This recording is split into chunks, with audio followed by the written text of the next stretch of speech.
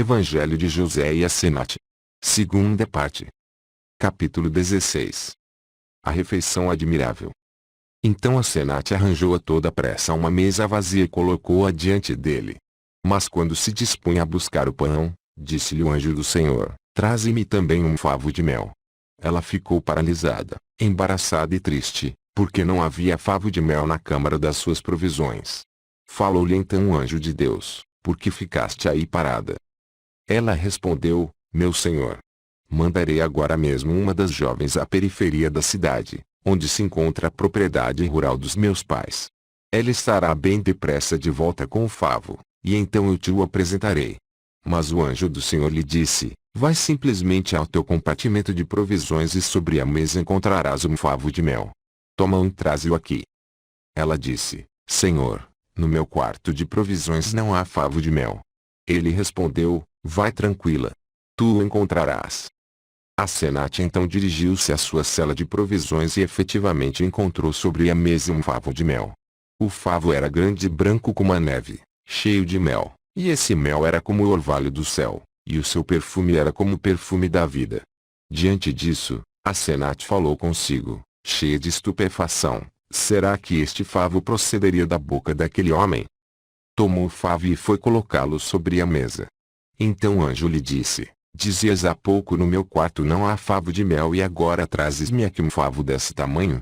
Ela então disse: Senhor, nunca eu trouxe para o meu quarto um favo de mel, contudo, só ao falares sobre ele, ele apareceu. Por acaso não saiu ele da tua boca, pois que o seu perfume se assemelha ao perfume do bálsamo? Então o homem sorriu, por causa da perspicácia da mulher.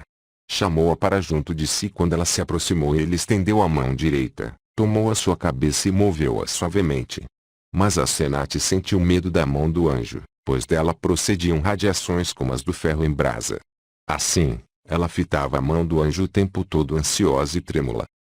Ele, porém, sorria, e falou assim: ó, feliz de ti, Asenate, pois segredos inefáveis de Deus te foram desvelados. Bem-aventurados são todos aqueles que, pela penitência, se aproximam do Senhor Deus, pois eles haverão de comer desse favo. Esse favo é na realidade o espírito da vida, e foi preparado pelas abelhas do paraíso das delícias, extraído do orvalho das rosas da vida do paraíso de Deus, bem como de todas as suas outras florações. Dele se alimentam também os anjos e todos os escolhidos de Deus, e todos os que são seus filhos. Aquele que dele comer não morrerá para todo sempre. Então o anjo de Deus estendeu a sua mão, tomou uma pequena porção do favo e comeu. Com a própria mão tomou outra parte e chegou à boca de Asenate, dizendo: come tu também. E ela comeu.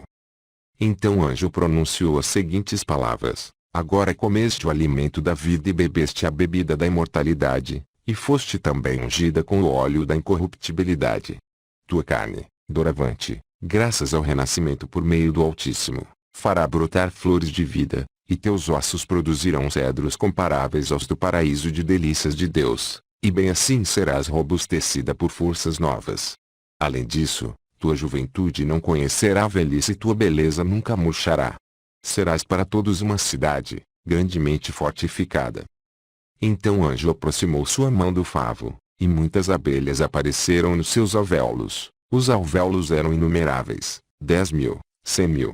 As abelhas eram brancas como a neve, e suas asas tinham a cor da púrpura e do escarlate, como o carmesim. Elas possuíam ferrões afiados, mas a ninguém ofendiam.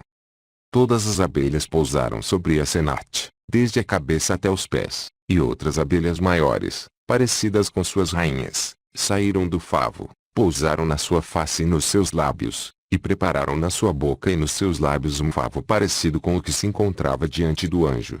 E todas aquelas abelhas alimentavam-se do favo preparado na boca de Asenate. Então o anjo falou às abelhas: voltai agora ao vosso lugar. Então todas elas levantaram voo e voltaram para o céu.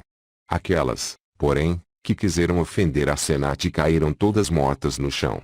O anjo estendeu o seu cetro sobre essas abelhas mortas e falou-lhes: levantai-vos e ide também vós ao vosso lugar.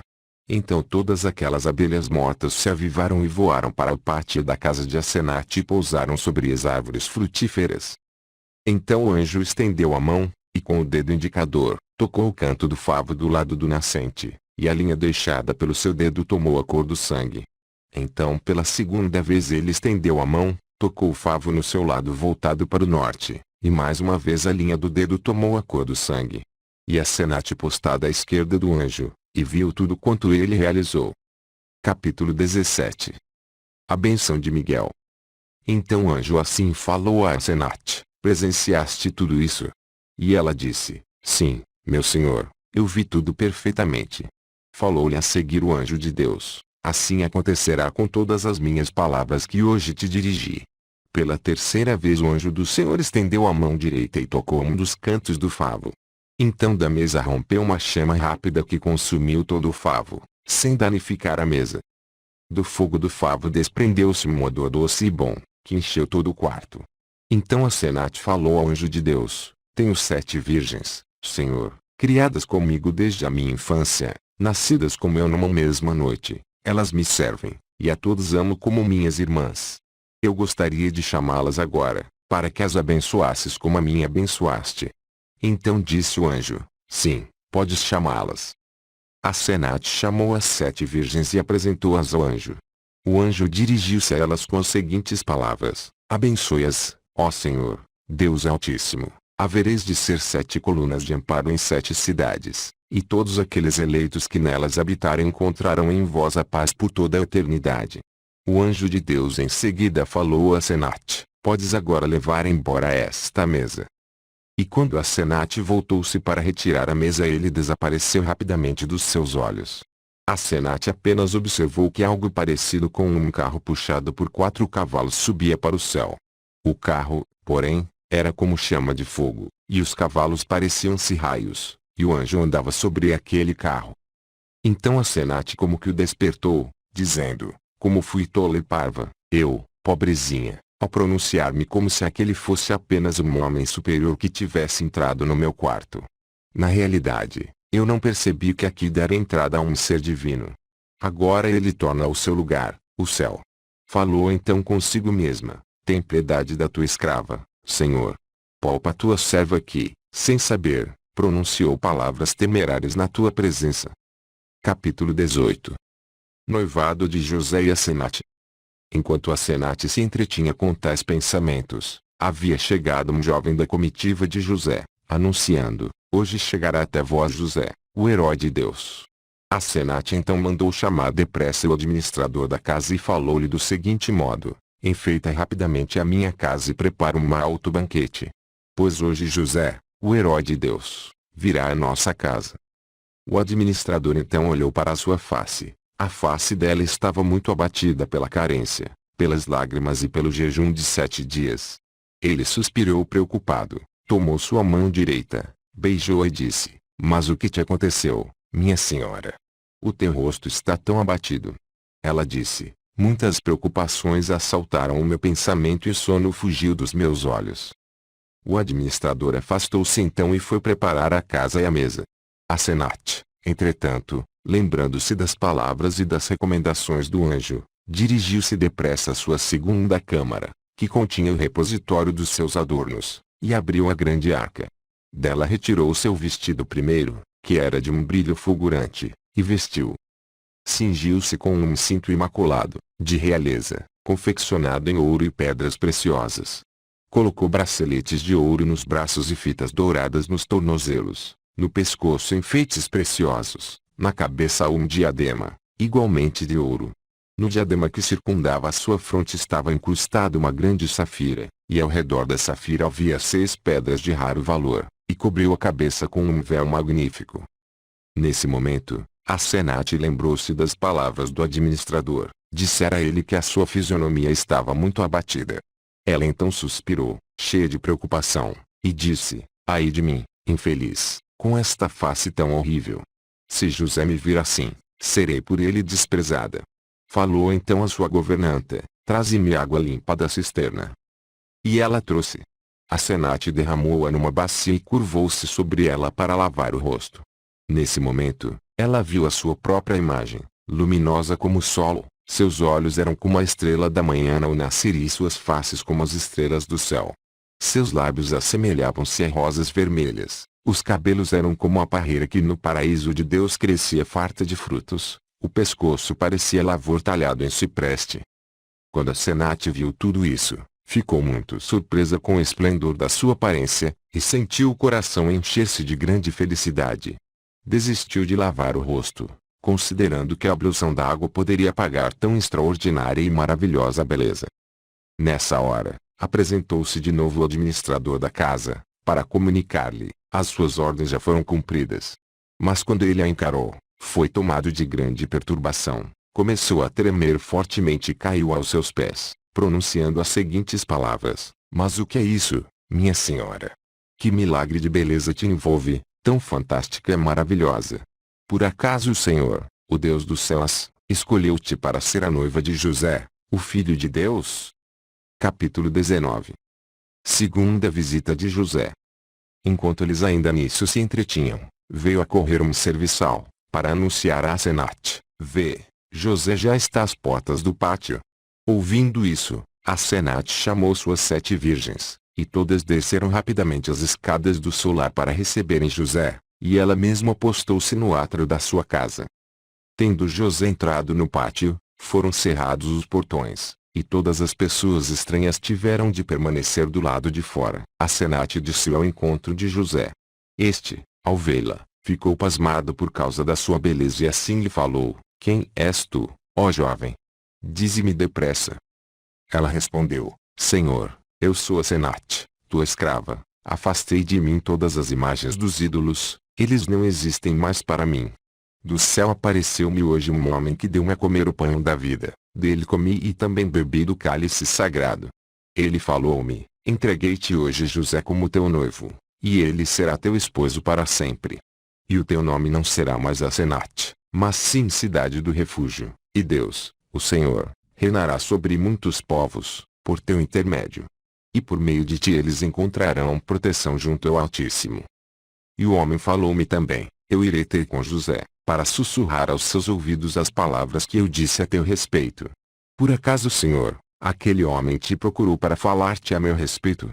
José então dirigiu a Senate as seguintes palavras: Tu és abençoada do Deus Altíssimo, ó mulher. Louvado seja o teu nome para sempre, pois o Senhor Deus fortificou os teus muros, e os filhos do Deus vivo habitam a tua cidade de refúgio, e Deus, o Senhor, reinará sobre eles por todo o tempo futuro. Sim, eu confirmo que aquele homem veio hoje a mim, procedente do céu, e ele falou-me aquelas palavras a teu respeito. Vem pois para junto de mim, ó tu, virgem pura. Porque permaneces distante? José então abriu os braços e ela atirou-se neles, e ambos se abraçaram e beijaram-se longamente. Renasceram ambos no seu espírito. E José deu um beijo em Asenate, conferindo-lhe o espírito da vida. Um segundo beijo, para dar-lhe o espírito da sabedoria. E beijou-a pela terceira vez suavemente, transmitindo-lhe o espírito da verdade. Capítulo 20. O banquete. E assim, após longo abraço, de mãos dadas e firmemente seguras, a Senate falou a José: Vamos, Senhor, entre em nossa casa. Mandei preparar para ti um grande banquete. Ela tomou pela mão direita, conduziu-o para dentro de casa e indicou-lhe o trono do seu pai Pentefres para que nele tomasse assento. E para lavar-lhe os pés, mandou que trouxessem água. José disse: Que venha uma das jovens e me lave os pés. Mas a Senate retrucou-lhe: Não, meu senhor. Pois agora tu és o meu amo e eu a tua serva. Por que propões que uma outra jovem te lave os pés? Pois os teus pés já são os meus pés, as tuas mãos, minhas mãos, a tua alma, minha alma. Nenhuma outra, pois, lavar-te-á os pés. Assim, a Senate lavou os pés de José, contra a vontade dele. Ele então pegou a mão direita dele e beijou-a docemente. A Senate, por sua vez, beijou sua fronte. Em seguida, José a fez sentar-se à sua direita. Nessa hora, seu pai e sua mãe, e todos os parentes que voltavam do campo viram-na sentada ao lado de José, trajada com vestes núpcias. Todos ficaram maravilhados pela sua formosura, alegraram-se sobremaneira e louvaram a Deus, que os mortos torna a dar a vida. E assim, todos comeram e beberam com grande alegria. Falou em seguida Pentefres a José: Procurarei amanhã todos os potentados e sátrapas da terra do Egito, com vistas aos preparativos do teu casamento. E então tomarás a minha filha Senate por esposa. A isso retrucou José: eu estarei amanhã com o faraó, meu pai, que me estabeleceu como príncipe de toda esta terra. Eu lhe falarei de Asenate e pedirei que me conceda Asenate por esposa. Ao que Pentefres ponderou: pois então seja conforme a tua vontade. Capítulo 21. Casamento de José e Asenate. Naquele dia, José permaneceu na casa de Pentefres, mas não procurou Asenate, pensando consigo: não convém a um homem temente a Deus ficar com sua mulher antes do casamento. No dia seguinte, José levantou-se cedo, dirigiu-se imediatamente ao faraó e falou-lhe: dá-me Asenate, a filha de Pentefres, sacerdote de Heliópolis, como esposa. Com essas palavras alegrou-se o faraó, e disse a José: por acaso não te estava ela prometida desde toda a eternidade como tua esposa? Pois seja ela agora tua mulher, desde hoje para sempre. Então o faraó deu ordens e mandou que fosse chamado Pentefres à sua presença. Este compareceu, levando consigo Asenate, para apresentá-la ao faraó. Ao vê-la, o faraó ficou grandemente maravilhado com a beleza da jovem. E assim falou: sê abençoada do Senhor e Deus de José, que é meu filho, e que esta tua formosura permaneça para sempre. O Senhor e Deus de José escolheu-te para ser a sua noiva. E eu sei que José se parece com um filho do Altíssimo, e tu serás desde agora e para sempre a sua esposa. Logo a seguir, o faraó chamou para junto de si José e Asenate e colocou sobre suas cabeças coroas diademas de ouro, que se conservavam no palácio desde tempos antiquíssimos. E colocou Asenate à direita de José. Então o faraó impôs suas mãos sobre suas cabeças e falou-lhes: abençoe-vos, ó Senhor, Deus Altíssimo. Que ele vos fortaleça, exalte e glorifique por toda a eternidade. Depois disso, o faraó fê-los voltar em si face a face para que aproximassem os seus lábios, e eles se beijaram. Isso consumado, o faraó mandou preparar as bodas com um grande banquete que duraria 7 dias. Convidou todos os príncipes do Egito e todos os reis dos povos vizinhos, e mandou publicar um edito por toda a terra egípcia: aquele que trabalhar nos 7 dias das bodas de José e Asenate será condenado à morte. Após as comemorações do casamento, e terminados todos os festejos, José procurou Asenate. E Asenate engravidou de José e deu à luz Manassés e seu irmão Efraim, na casa de José. Capítulo 22. Asenate junto a Jacó. Terminados os 7 anos gordos, começaram 7 anos de fome. Então Jacó teve notícias do seu filho José. E pouco tempo depois transferiu-se com todo o seu clã para o Egito, no segundo dos anos magros, aos 21 dias do segundo mês, e foi estabelecer-se na terra de Gessem. E Asenate falou a José: eu gostaria de conhecer o teu pai, pois o teu pai Israel é como se fosse o meu pai e Deus. José então disse-lhe: vem comigo e verás o meu pai. E José dirigiu-se com Asenate até junto de Jacó, na região de Gessem. E os irmãos de José vieram ao seu encontro e diante deles prostraram-se com a face por terra. Foram então ambos ter com Jacó, e encontraram-no sentado no seu leito. Era um ancião de idade avançada. Quando Asenate o viu, surpreendeu-se com a sua beleza, pois a aparência de Jacó era realmente muito bela. Sua velhice era muito mais como a juventude de um homem maduro. Era completamente branca como a neve a sua cabeça, mas os cabelos eram densos e fortes, sua barba era branca e chegava até o peito, seus olhos eram alegres e radiosos, seus músculos, seus ombros e seus braços pareciam os de um anjo, suas coxas, suas pernas e seus pés eram como os de um gigante. Diante dele Asenate ficou admirado e prostrou-se no chão sobre a sua face. Jacó então disse a José: é esta minha filha, tua mulher? Seja ela abençoada pelo Deus Altíssimo. Então Jacó chamou-a para junto de si, deu-lhe a bênção e beijou-a. Asenate em seguida abriu os braços, enlaçou o pescoço de Jacó e beijou-o suavemente. Depois disso, comeram e beberam. Terminado o repasto, banquete, José e Asenate voltaram para casa.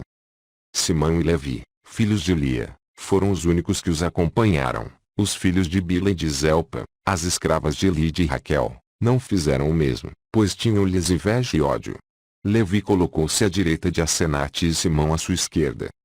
Asenate tomou a mão direita de Levi, porque o estimava mais que a todos os irmãos de José, Tinha como um vidente homem temente a Deus. Ele era em verdade um homem prudente e profeta do Altíssimo. Também sabia discernir os sinais do céu, lia-os e ensinava-os em segredo a Asenate. Do mesmo modo, Levi também nutria por Asenate uma estima profunda, e via nas alturas do céu a sua morada de paz. Capítulo 23. Ameaça contra Asenate. Quando José e Asenate voltaram da sua viagem de visita a Jacó, foram vistos pelo filho primogênito do faraó, por sobre os muros do palácio. Quando ele viu Asenate, ficou completamente transtornado pela sua formosura. Mandou então emissários com a ordem de convocar Simão e Levi à sua presença. Quando eles chegaram e se postaram diante dele, assim falou-lhes o primogênito do faraó: Tenho pleno conhecimento de que vós sois ainda homens valentes, mais fortes do que todos os homens deste país. Por vosso braço direito foi outrora arrasada a cidade dos Siquemitas, por meio das vossas duas espadas foram exterminados 30.000 guerreiros. Pois hoje desejo contar-vos entre os meus aliados, dar-vos ouro e muita prata, empregados, servas e casas, bem como extensas propriedades rurais. Basta que aceiteis ficar do meu lado e sejais amistosos comigo. Eu fui tratado com desprezo pelo vosso irmão José, por ter tomado para si como esposa Asenate, aquela que já há muito me estava prometida. Ficai, portanto, do meu lado. Eu desejo entrar em luta com José, aniquilá-lo com esta minha espada e tomar Asenate por minha esposa. Vós então devereis ser como meus irmãos e fiéis amigos. Caso não concordardes comigo, eu vos matarei com esta minha espada. Pronunciando essas palavras, arrancou sua espada e brandiu-a diante deles. Simão, homem intrépido e audaz, teve ímpetos de agarrar sua espada e golpear o filho do faraó, diante de sua proposta inadmissível. Mas Levi percebeu as intenções de Simão, pois era um profeta, e com um toque de pé advertiu-o, dando-lhe a entender que devia abrandar sua ira. E falando com calma a Simão, disse-lhe: Por que te irritas contra esse homem? Afinal, somos homens tementes a Deus, e não convém retribuir o mal com o mal. Dito isso, Levi falou ao filho do faraó, com altivez, mas ao mesmo tempo com mansidão: Porque, Senhor, nos dizes tais coisas? Nós somos homens tementes a Deus, nosso pai é amigo do Deus Altíssimo, e nosso irmão se parece com um filho de Deus. Como poderíamos cometer tamanha perversidade, pecar contra nosso Deus, contra nosso pai Israel e contra o nosso irmão José? Ouve, pois, minhas palavras. Não convém a um homem temente a Deus causar prejuízo a quem quer que seja. Se alguém deseja fazer o mal a um homem temente a Deus, nenhum homem que teme a Deus se colocará do seu lado, e nas suas mãos não haverá espada. Guarda-te pois de falar tais coisas sobre o nosso irmão José. Se insistires no teu plano perverso, nossas espadas serão desembainhadas contra ti. Simão e Levi sacaram então suas espadas, pronunciando as seguintes palavras: Vês estas espadas? Com estas duas armas o Senhor vingou severamente a prepotência dos Siquemitas. Pois Siquém, filho de Emor, desonrou nossa irmã Diná, ofendendo assim os filhos de Israel. Assim que o filho do faraó viu as espadas desembainhadas, assustou-se muito e pôs-se a tremer, pois elas reluziam como chamas de fogo. Seus olhos escureceram e ele tombou com o rosto no chão, aos pés de Simão e Levi. Diante disso, Levi estendeu sua mão e tocou-o, dizendo: Levanta-te e não tenhas nenhum receio. Guarda-te apenas de dizer outras palavras mais a respeito do nosso irmão José. Com isso, Simão e Levi afastaram-se dele. Capítulo 24. Conspiração contra o jovem casal. O filho do faraó encheu-se de temor e tristeza, pois tinha medo dos irmãos de José. No entanto, voltaram-lhe de novo os pensamentos torpes por causa da beleza de Asenate, e assim, consumia-se cada vez mais. Foi quando seus servos sussurraram-lhe nos ouvidos: Os filhos de Bila e os filhos de Zelpa, escravas de Eli e de Raquel, mulheres de Jacó, odeiam e abominam José e Asenate. Eles estarão prontos a apoiar teus planos. Ouvindo isso, o filho do faraó enviou a toda a pressa emissários até eles, chamando-os à sua presença. Na primeira hora da noite, eles apareceram e eles se apresentaram. Ele então disse-lhes: Ouvi dizer de muitas bocas que vós sois homens corajosos.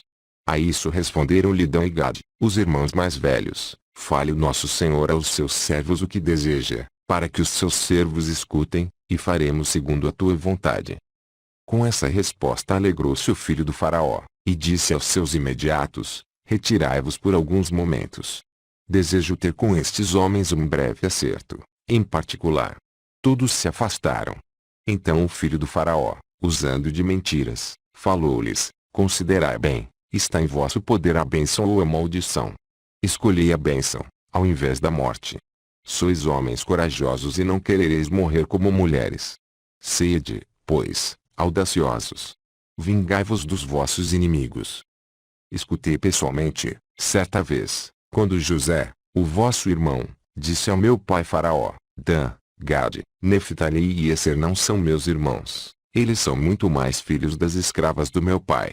Espero apenas que aconteça o falecimento do meu pai, para então exterminá-los da face da terra, tanto eles como a sua geração. Eles não terão nunca parte na nossa herança, porque são filhos de escravas.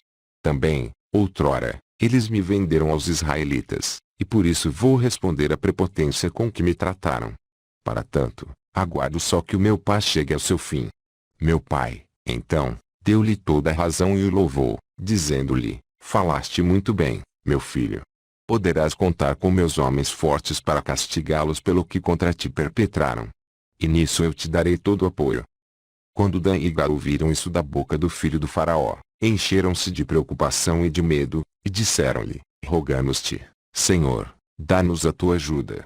Doravante seremos teus servos e contigo desejamos morrer. Então disse o filho do faraó: eu serei o vosso protetor, se escutardes as minhas palavras. Eles então responderam-lhe: ordena-nos o que tu desejas. Faremos segundo a tua vontade. Então falou-lhes o filho do faraó: ainda nesta noite eu matarei o meu pai Faraó, porque ele é como um pai para José, e porque prometeu-lhe ajudá-lo contra vós. A vós caberá matar José, então eu tomarei a Senate para mim como esposa. Vós sereis meus irmãos e juntamente comigo sereis herdeiros de tudo o que possuo. Basta que cumprais a proposta. Diante disso, responderam-lhe Dan e Gad: a partir de hoje somos teus servos e faremos tudo o que ordenares. E a propósito, ouvimos José falar a Senate: vai amanhã na nossa propriedade, pois é tempo de colheita. Mandou também que acompanhassem 600 guerreiros e 50 soldados ligeiros. Agora pedimos a tua atenção. Gostaríamos de uma palavra em particular com o nosso amo. Então, em segredo, combinaram o plano com ele. Logo a seguir, o filho do faraó destacou 500 homens para cada um dos 4 irmãos e constituiu a estes como seus chefes e comandantes.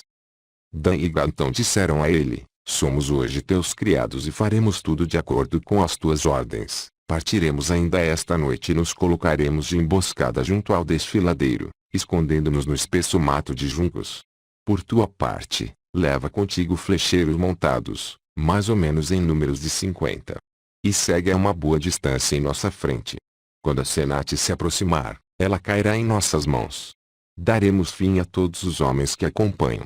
Ela, porém, poderá fugir para a frente, no seu carro, e assim cairá nas tuas mãos. Então poderás fazer com ela o que o teu coração deseja. Após isso, mataremos também José, que estará a lamentar-se por a Senate. Da mesma forma, mataremos os seus filhos, diante dos seus próprios olhos. Quando o filho do faraó ouviu isso tudo, encheu-se de grande satisfação e despachou-os com 2000 guerreiros. Eles chegaram junto ao desfiladeiro e atocaiaram-se no juncal. Dividiram-se em 4 partes, em frente ao desfiladeiro, postando 500 homens de cada lado da estrada. Os demais também ficaram nas proximidades e esconderam-se no juncal, também eles, 500 de um lado e 500 do outro lado da estrada. Entre eles passava o caminho, largo e cômodo. Capítulo 25. Atentado contra o faraó. No correr daquela noite, o filho do faraó levantou-se e dirigiu-se aos aposentos do seu pai. Tinha a intenção de matá-lo com sua espada. Contudo, os guardas do seu pai impediram-lhe o acesso e perguntaram: que ordenas, senhor?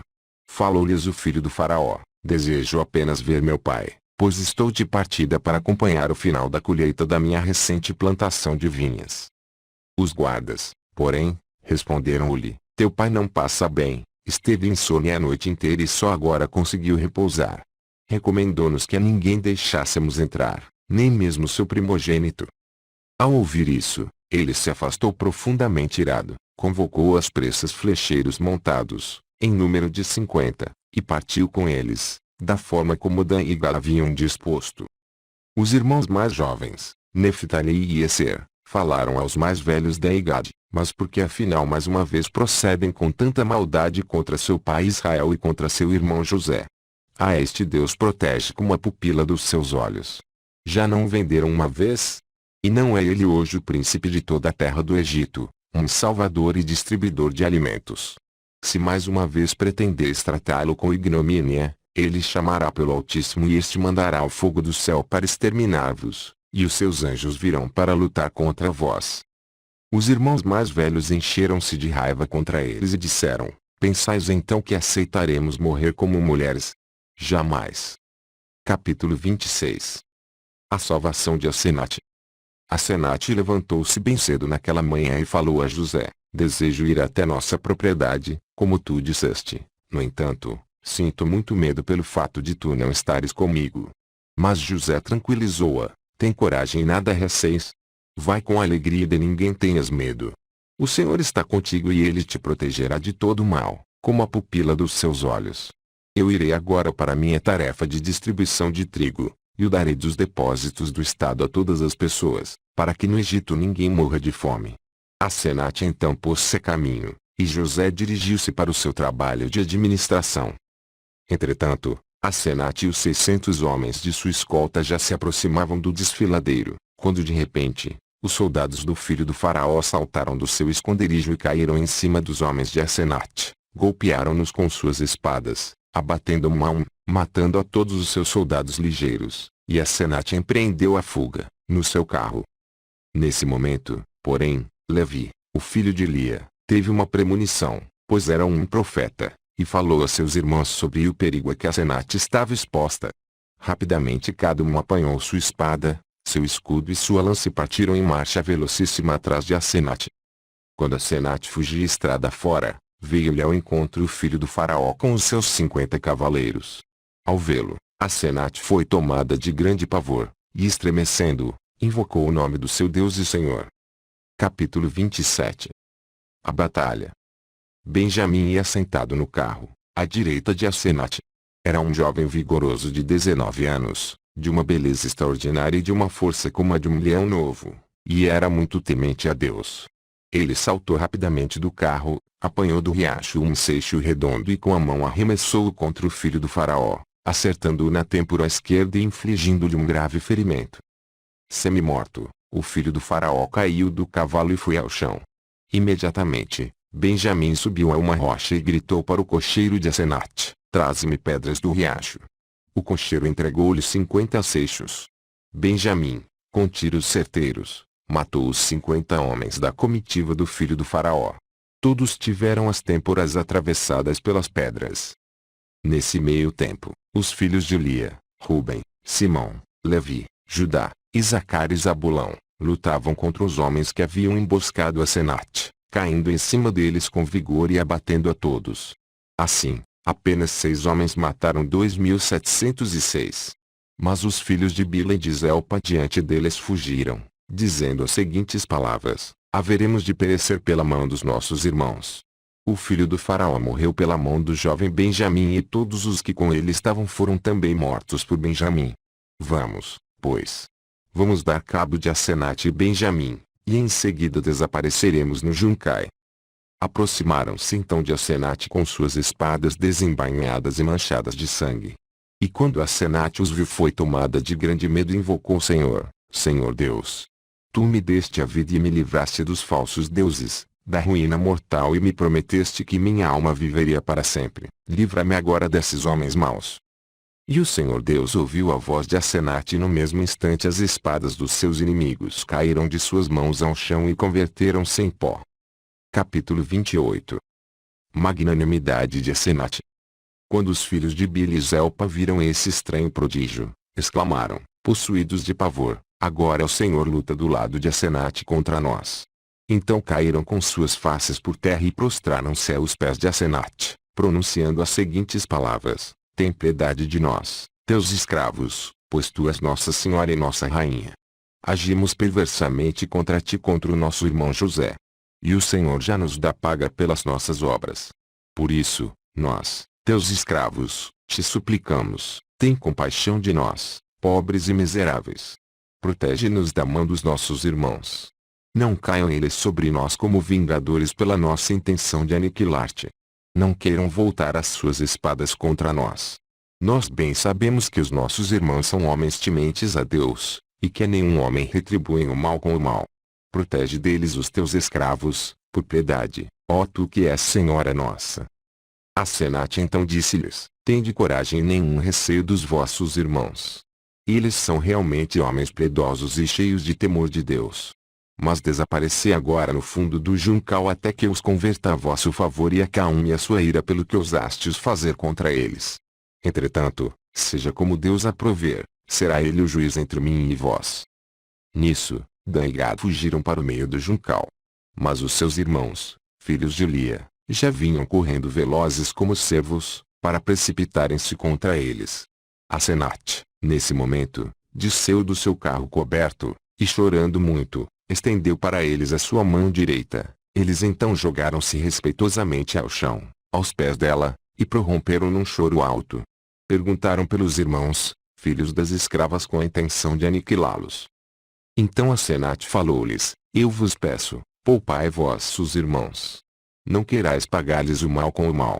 O próprio Senhor salvou-me deles, pois ele destruiu as suas espadas nas suas próprias mãos. Elas dissolveram-se e viraram cinzas, como será diante do fogo, e é suficiente que o próprio Senhor esteja contra eles, a nosso favor. Portanto, poupai vossos irmãos. Eles são afinal vossos irmãos, sangue do vosso pai Israel. Inconformado, retrucou Simão, porque nossa alma pronuncia palavras bondosas em favor dos seus inimigos. Não. Preferimos esquartejá-los agora, membro a membro, com as nossas espadas.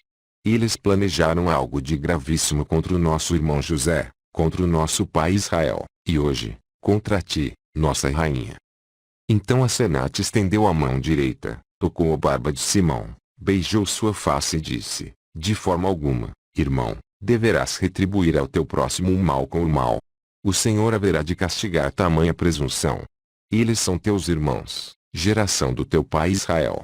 Além disso, já fugiram para bem longe. Perdoa-os, portanto. Levi adiantou-se e beijou a mão direita de Asenate. Percebeu que ela desejava salvar os homens da ira deles, seus irmãos, evitar que os matassem, e sabia que os traidores estavam ali por perto, escondidos no espesso caniçal. Mas Levi não revelou o que sabia aos seus irmãos, com receio de que estes, em sua grande ira, os matassem. Capítulo 29. O filho do faraó recobrara os sentidos e estava sentado no chão a cuspir o sangue que das têmporas lhes corria aos lábios. Então Benjamim correu na sua direção e tomou sua espada, decidido a atravessar-lhe o peito com ela, já que não portava nenhuma arma consigo. Levi correu-lhe ao encalço, pegou-o pela mão e disse, de forma alguma, irmão, tu farás isso, pois somos homens tementes a Deus e não convém a um homem temente a Deus pagar o mal com o mal, nem pisotear um homem derrotado, nem massacrar um inimigo até a morte. Devolve-lhe então a espada. Vem e ajuda-me. Vamos curar o seu ferimento e se ele sobreviver será nosso amigo, e o faraó, seu pai, será nosso pai. Então Levi ergueu do chão o filho do faraó, limpou-lhe o sangue do rosto, cuidou de suas feridas, colocou-o sobre o seu cavalo, conduziu-o de volta ao seu pai faraó e relatou a este todo o ocorrido. Surpreso, o faraó ergueu-se do trono e prostrou-se diante de Levi, prestando-lhe homenagem. Passados 3 dias, o filho do faraó morreu, em consequência da pedrada de Benjamim. E o faraó lamentou tão profundamente a morte do seu primogênito que, de tristeza, contraiu uma enfermidade dela veio a falecer, aos 109 anos de idade. Sua coroa passou ao maravilhoso José, que assim se tornou o senhor plenipotenciário do Egito pelo espaço de 48 anos. Após esse período, José passou a coroa ao filho mais novo do faraó, que à época da morte do pai ainda era um lactente. E José, daí em diante, foi como um pai para o jovem filho do faraó do Egito. E louvou a Deus e glorificou-o até o fim dos seus dias. Fim.